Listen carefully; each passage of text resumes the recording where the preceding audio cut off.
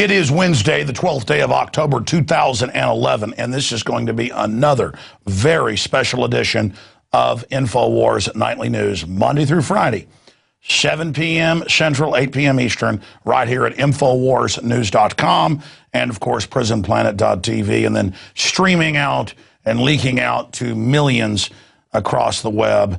And now we've confirmed, even though we haven't tried to syndicate yet, that some TV stations across the United States and even cable systems are beginning to carry the transmission. So that'll be a new job, collating how they're all getting it live or taped, archived off the web, and re-airing it as we prepare to get the satellite and fiber optic uplinks coming up here in the next few months. And by the way, we are announcing our 5th annual Money Bomb.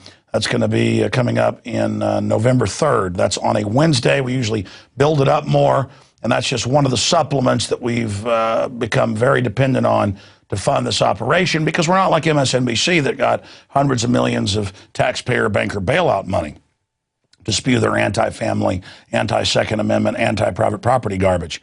We are here because you support us and because you choose to subscribe at PrisonPlanet.tv. Okay, let me get moving here, because we've got Lord Christopher Monckton coming up on the draconian Soviet-style carbon taxes coming to Australia. He's coming up in the second half of the transmission tonight. I sent Rob Jacobson out today because we've gotten so many reports around the country and here in Austin that if you go to Occupy Wall Street events and you have a Ron Paul shirt or anything, they come up and they say, "Your kind didn't want it here, boy. Get out of town." So we got some video of that coming up. We're also going to be getting into some big developments on the Fast and Furious front, and a lot more tonight here at Infowars Nightly News. And I just want to add again, it's you, the viewers, that make this possible, and it's the crew. I keep telling the crew, hey, it doesn't have to be an hour or 2 hours long every night. Some nights we can do 30 minutes, but they brought a lot more to the table today, so it'll be another probably hour-long transmission this evening. Not like the hour and a half, though, last night. And remember, it's teleprompter free. It's real analysis, real opinion, real commentary, real research, real people. That's what Infowars Nightly News is all about. Okay, going back a few months ago, I exposed Rick Perry for the carbon taxing, gun grabbing, Al Gore loving, Hillary Care loving, Bilderberg attending, NAFTA superhighway land grabbing globalist that he is. And since then, his meteoric plunge has begun. Not just because I exposed him, other people discovered what was happening as well. But we did hit the barbed wire first. And a lot of people would email me and say, this can't be true. And we would say, go look at our published articles on it. And Drudge Report covered it and others. Now we've got Mitt Romney, the carbon tax, anti-gun, Obama healthcare writing person. We've got to get the word out on him. But the new frontrunner is Herman Cain. And this guy is a puppet. And the people pulling the strings are the private shareholders of the Federal Reserve, Rockefellers, Rothschilds, Queen of England, Dutch royalty. You know the suspects here run this global criminal system. And Herman Cain, in the debate last night with Ron Paul, really, well, they've got a term for it. It's called blowing it or screwing the pooch. He really disintegrated in front of everyone if we use this information. And you'll notice Ron Paul, they ask him, what would you do about the Federal Reserve? Who would you get as a new person at the Federal Reserve? And Herman Cain endorses Alan Greenspan, the guy that got rid of Glass-Steagall, sold the derivatives, allowed this depression to take place, and the guy that recommended Ben Bernanke be appointed. So Cain, former head of the Federal Reserve in Kansas City, very powerful position, big made man insider, he threw Bernanke under the bus, but then praised the godfather of our current economic crisis, Greenspan, and then, of course, he's asked, who would you appoint if you become president? He said, well, I've got a few names, but I'm not going to say. And Ron Paul says, spoken like a true insider. Then it moves on to Herman Cain getting in Ron Paul's face. That's coming up next. But first, let's go to him endorsing Alan Greenspan. The way Alan Greenspan oversaw the Fed and the way he coordinated with all of the Federal Reserve banks I think that it worked fine back in the early 1990s. Spoken like a true insider. No, Alan Greenspan was a disaster. Hit pause. We're going to go back to it in a minute. There is no doubt, no one who studies economics at even a moron level, a third grade level, would deny that Alan Greenspan got rid of Glass-Steagall along with Clinton and the Republicans. Robert Rubin, Larry Summers, Warren Buffett called for it. And then they come back now and then offer all their new taxes, all their new controls. This is the guy with the 999. Of course, you flip that, you know what you get, but you're also still going to have the FICA tax. So you got the Social Security tax, the income tax, the VAT, the sales tax. That's really 999. And by the time they jack those up, it'll be 20, 20, 20, 20, and maybe you'll end up with 20% of what you have when they're done with you. But this is what private central banks all over the world want. New mechanisms. When we got the Federal Reserve back in 1913, they set up the income tax that same year. We built this country without the income tax, with all the other taxes. Now let's get to him caught lying in a big way. That's why the graphic says that. Paul Watson wrote an article about this titled, Fed Insider Kane Caught in Brazen Debate Lie. You can go to Google Books online and see the subpages. He called Ron Paul supporters ignorant, saying the Federal Reserve is unconstitutional. Of course, it's totally unconstitutional. Congress can't give up its congressional powers. And still worse, in his own book, Kane dismissed them as stupid and ludicrously suggested that Paul campaign was deliberately sending out supporters to harass Kane with questions about the Federal Reserve. No, a year ago, when Kane was a stealth candidate, people would go and say, you headed up the Federal Reserve.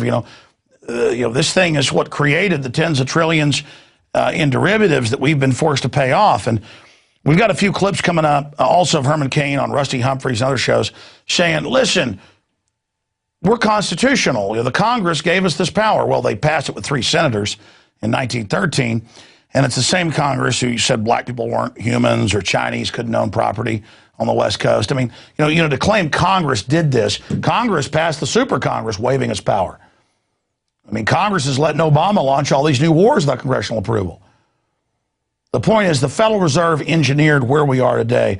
And I know I'm talking a lot. It's just that these clips are just too incredible. And then he gets in Ron Paul's face and says, how dare you? I didn't say you're stupid. And I've always said we should audit the Fed. But then we've got a Neil Bortz clip where he was filling in for Neil Bortz saying there's all sorts of internal audits. That's like saying, hey, Jeffrey Dahmer, he's running his own apartment. Let's not look in the refrigerator, even though some kids have come up missing in the area. In fact, I ought to try that next time the IRS that pays money to the Federal Reserve calls up the tax collector for this guy and says, we want to have an audit. I'll say, but I'm doing internal audits. There's no need. He said this last year. Now there's been a partial audit and 16+ trillion stolen, paid to private individuals. But Herman Cain, notice he adds the proviso, and that's most important. Trying to dissect this pile of BS is hard because there's so much of it. It's all ridiculous. Notice Herman Cain says in here, to his knowledge, there's nothing hidden. It's like Sergeant Schultz saying, I know nothing. Let's go to the next group of clips. Here it is. First of all, you have misquoted me. I did not call you or any of your people ignorant. I don't know where that came from. I'll get it for you. All right? Now, so you got to be careful of the stuff that you get off the internet because that's just not something that I have said. Well, there's the quote right there, one of them where he called him stupid, but there's the other where he called him ignorant.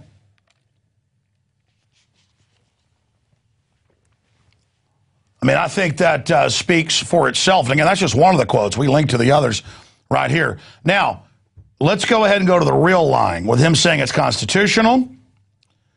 And the big telltale sign is he says we don't want 535 people debating in a debating committee. This is his real Achilles heel, where he says we want a Federal Reserve running this in secret. We don't want 530-something, people in a debating committee. Think about this. A debating committee. These are our elected representatives, hundreds and hundreds of them, so that there can be a full debate. And here he is just saying, oh, we don't want a debating committee. Who needs elected representatives that actually represent your local area? By the way, the Federal Reserve in 1913 didn't just get rid of constitutional taxation and bring in the private income tax for the Federal Reserve. They also got rid of Texas and other states' legislatures, all 44 states at the time, actually electing the senator at the state level. You would elect the representatives, then they would have a vote in the legislature and send the state representative, who was the U.S. senator, to create a checks and balance between the federal and local government. So the Federal Reserve also got rid of that. So we can understand that instinct of the private bankers to want to get rid of Congress and get rid of the senators being creatures of the state. So I've talked a lot about it. Here it is. You were the chairman of Kansas City. Tell me a little about the Federal Reserve and why that should or should not be something we should worry about. First of all, it's not unconstitutional. What happened was in 1913, the Congress of the United States designated the authority to the Federal Reserve to be created. So how can that be unconstitutional? Congress has to pass the laws. Congress sets up the authority to do things. That's what they did. I would rather fix the Federal Reserve and get it to do the mission that it was charged with rather than putting it back in the hands of a committee of 535. We've got guys like... Stop it and back it up 5 seconds. You are hearing Herman Cain defend the Federal Reserve run by the Rothschilds and Rockefellers, private shareholders, putting America in debt, putting the world in debt, stolen tens of trillions just in the last few years. And he's saying, I would rather put it in the hands of the Federal Reserve secretly, and I've got Greenspan on Lair NewsHour saying they're above the law and secret, than a committee of 535. Contempt. Listen, the Federal Reserve runs this country. Let me tell you what Herman Cain's really thinking. We took over in 1913, and we got rid of the senators being creatures of the states. We got rid of states' rights. We brought in an income tax, and you're our slaves, and get used to it. That's the way it is. And this Congress, I piss on them. I'm sorry. I just kind of get wound up by nighttime, folks. It's more of a family show during the day, and I'm trying to make this one family. But, I mean, there's only so... I was talking to Rob Dew while we were playing that clip, and I'm like, I'm sorry I'm going too long covering all this, but how do you dissect absolute treason and garbage? You got this committee of 535. Get rid of the Congress. The bankers, Rothschilds, they're running it all. Get down on your knees and lick my boots. I'm Herman Cain, and I killed Abel. 666.